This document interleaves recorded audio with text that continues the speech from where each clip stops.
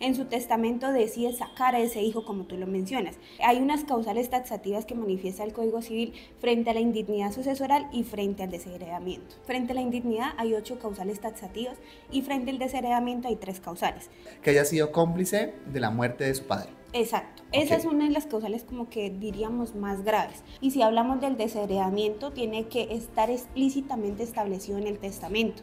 Como lo mencionas tú, la nana, yo podría entrar a darle una porción de mi herencia, pero sin vulnerar a los herederos. Que esté demostrado que ese heredero que tenía derecho frente a esta herencia puede intentar una acción de petición de herencia. Ojo, tiene 10 años para poder intentar esta acción.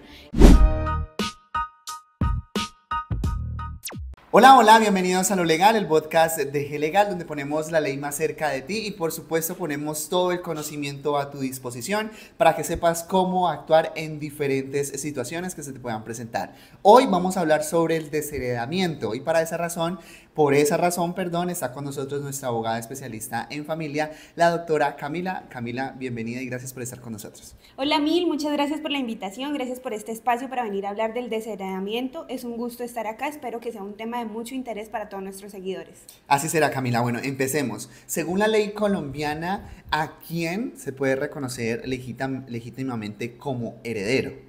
Bueno, el Código Civil manifiesta que hay un orden sucesoral y en este orden están los hijos en primer lugar. A falta de los hijos entrarían los padres, la cónyuge, el compañero permanente. A falta de este los hermanos, a falta de este los sobrinos de la persona, del causante como tal, y en conclusión, a falta de cualquiera de estos entraría el ICBF. Este sería como el orden sucesoral establecido legítimamente, digámoslo así. Camila, teniendo en cuenta que los primeros en esa cadena, o sea, los que están por encima de cualquier otra persona, son los hijos, como dueño pues de mi herencia, yo puedo desheredar a alguno de mis hijos. Supongamos, si yo tengo 2, 3, 4, 5, yo digo, listo, voy a heredar a 4, pero a este quinto no lo voy a heredar. ¿Eso se puede? Sí, sí se puede, Mil. Sin embargo, primero, para aclarar, hay algo que se llama desheredamiento y hay algo que se llama indignidad sucesoral. La indignidad sucesoral es un proceso como tal y esto se decreta mediante un juez en un proceso judicial. Y el desheredamiento se da cuando la persona, estando en su derecho y en su debida manera, en su testamento decide sacar a ese hijo, como tú lo mencionas. Sin embargo, esto no es como que no, es que no quiero a ese hijo me miró feo, ese hijo fue sí, no. Hay unas causales taxativas que manifiesta el Código Civil frente a la indignidad sucesoral y frente al desheredamiento. Entonces, hablemos justamente cuáles son las causas. O sea, si yo definitivamente por diferentes razones que pueda demostrar o que considere yo que se puede ajustar, voy a desheredar a alguien, ¿cuáles son esas causas que yo debo de tener en cuenta pues para poderlo hacer? Listo, Mil. Entonces hay varias causas. Frente a la indignidad hay 8 causales taxativas y frente al desheredamiento hay 3 causales. Frente a la indignidad, como te mencionaba, es como una sanción que manifiesta la ley frente a ese hijo que de pronto, estando en el derecho de recibir la herencia, no cumplió con sus deberes como hijo.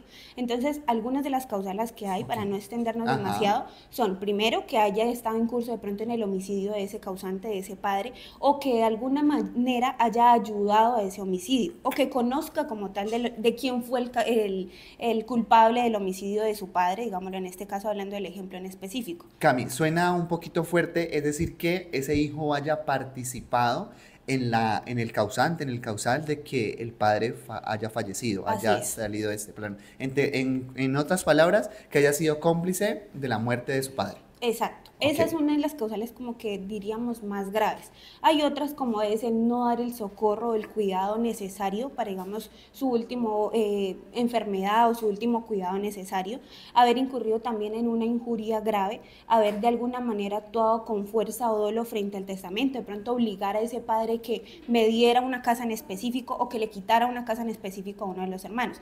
Estas a grandes rasgos son algunas de las causales que están dispuestas como tal para que se dé la indignidad sucesoral, que sería, como lo mencioné, ante un juez, o el desheredamiento, que es cuando uno como causante, como siendo la persona que tiene el derecho frente a sus bienes, dice, no quiero que este hijo herede. ¿Por qué? Porque no me socorrió, porque no me cuidó cuando tenía la capacidad de hacerlo, o porque está en curso también en otras causales o otros delitos, como sería una violencia intrafamiliar.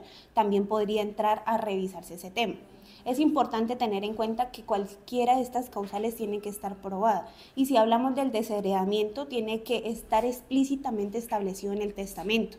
Es decir, tiene que estar la persona diciendo, efectivamente, yo no quiero que mi hijo Milton herede porque él está bajo esta causal. Ok. Cami, hay algunos ejemplos, por ejemplo, en las novelas. Uno ve que en las novelas todo es perfecto, pero muchas veces esos casos también se pueden trasladar a la vida real.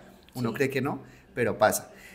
En algunas situaciones, el dueño de su herencia, de sus bienes, en vida hace un testamento. Entonces dice, listo, yo tengo 5 hijos, tengo a mi esposa, pero tengo a mi nana, a mi empleada, a mi colaboradora que toda la vida estuvo conmigo y según el dueño de su herencia considera que es la persona que más derecho tiene porque, no sé, lo cuidaba, era quien lo respetaba, quien lo atendía, quien lo acompañaba, quien lo comprendía, quizá porque de pronto su familia no brindaba todo esto que acabo de mencionar. Sí. Se presentan algunas situaciones donde el testamento tiene unos porcentajes. Entonces, yo como dueño de mi testamento digo, para mis 5 hijos les voy a dejar el 10%, para mi esposa el 5% y para X persona voy a dejarles el 85%. Eso se puede, o sea, eso en la vida real efectivamente puede pasar si yo hago mi testamento y decido cómo repartir mis bienes y pues todo mi patrimonio.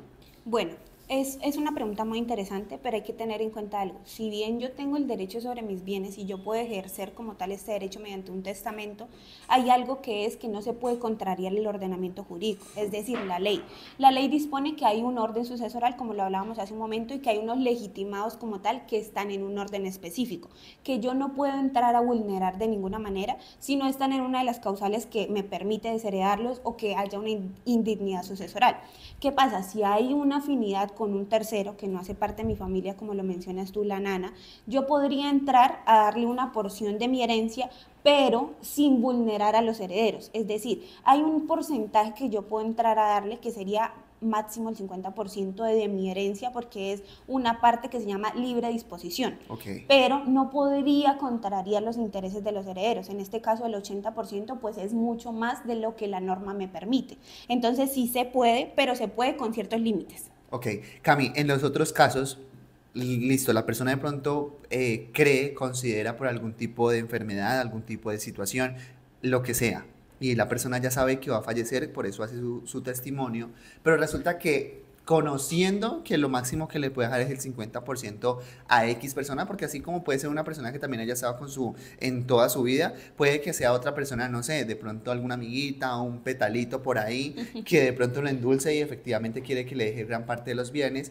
pero antes de hacer ese testamento pasan como que los bienes, pasan ciertas cosas a nombre de esa otra persona, eso efectivamente se puede, te lo voy a poner más o menos en tiempo. Resulta que en el 2023 esta persona pasó la mayoría de sus bienes a otra persona. Y resulta que en el 2024 fallece y hacen la lectura del testamento, pero en el testamento ya hay una mínima cosa o una mínima parte de todos los bienes. Eso que sucedió hace un año, eso se puede, no sé, demandar, contrarrestar, ¿se puede hacer algo con referente a eso?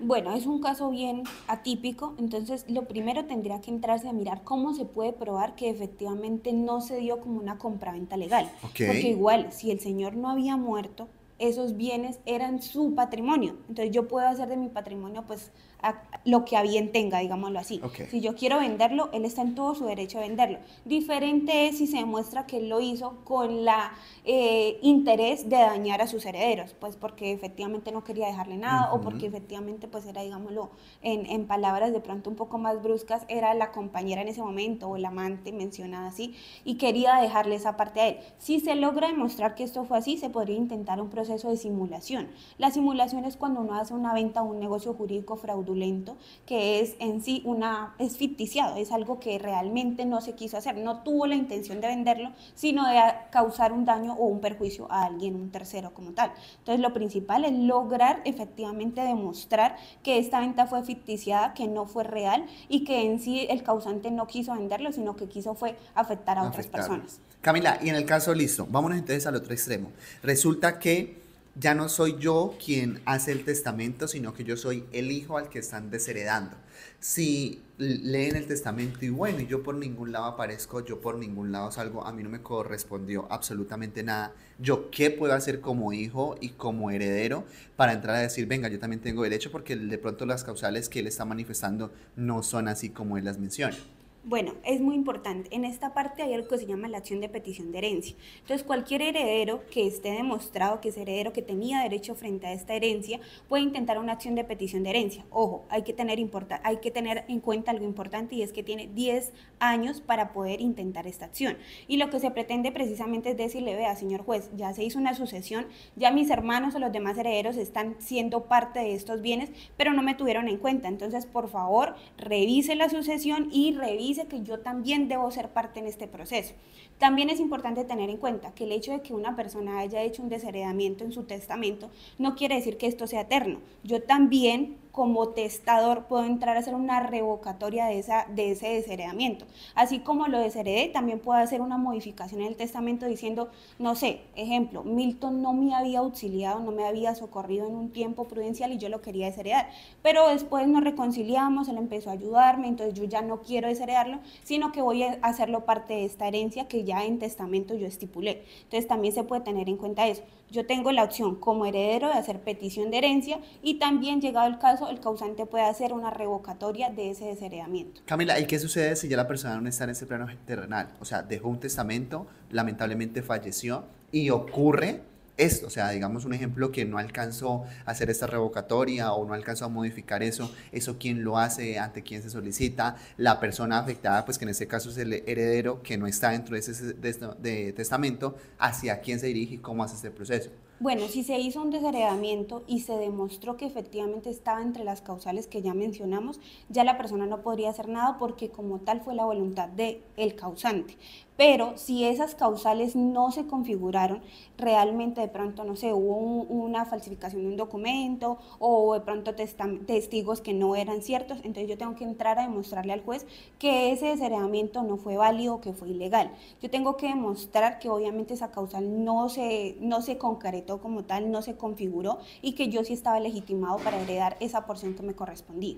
Listo, Camila, entonces ya para ir finalizando, recordemos nuevamente ese orden que se tiene en cuenta para radicar, para hacer, para formular los testamentos. Entonces están los hijos de primeros, siempre van a ser los hijos, de ahí siguen cónyuges y padres. Y qué pena te interrumpo, tener en cuenta hijos adoptivos, de crianza y biológicos. En este momento la norma ha dicho que los hijos se tienen en cuenta en igualdad, no porque sea adoptivo es un hijo diferente al biológico, no, el hijo de crianza, adoptivo o biológico, está en igualdad de condiciones a los demás hijos. Teniendo en cuenta la crianza, o sea, puede que efectivamente haya habido un proceso legal en el cual yo registré a mi hijo adoptivo, efectivamente de un documento que certifica que es mi hijo adoptivo, pero en el caso que efectivamente haya sido de crianza y que no haya ningún tipo de documento, ¿yo cómo demuestro de que efectivamente fue, pues lo crié o me criaron como su hijo? Bueno, en la actualidad hay un proceso judicial que es para demostrar que efectivamente yo tengo un hijo de crianza. Es efectivamente, como tú le dices, yo no puedo decir mi hijo de crianza es tal porque llevo 10 años con él y ya. Yo tengo que demostrar que efectivamente le di manutención, estuve viviendo con él, lo socorrí, ese hijo también me auxilió a mí, o sea que una relación real entre padre e hijo. Pero esto es un proceso judicial que se tiene que hacer, que se tiene que demostrar como tal, para que el registro entre a ser como un hijo de crianza. Listo, perfecto. Entonces, hijos en esas tres situaciones, ¿cómo se presenten? De ahí, padres y cónyuge. Sí, o compañero permanente. Ok, ¿quién está primero? ¿Los padres? Sí. Ok, cónyuge, de ahí siguen. Después siguen los hermanos, luego esto, los sobrinos, y a falta de todos estos, última, el ICBF. Ok, listo, Camila, pues muchísimas gracias por haber estado con nosotros en este espacio. A ti mil, muchas gracias, y muchas gracias a todos por vernos. Recuerden que nos pueden seguir a través de nuestras redes sociales, nos encuentran como @g_legalco en Facebook, Instagram, Twitter y YouTube. Ustedes van a poder encontrar contenido constante de diferentes situaciones, no solamente de familia, sino del área civil, del derecho penal y todas las otras áreas del derecho, porque aquí en G-Legal manejamos absolutamente todos los casos. Yo soy Milton Medina y esto es A lo Legal, el podcast de G-Legal, donde ponemos la ley más cerca de ti.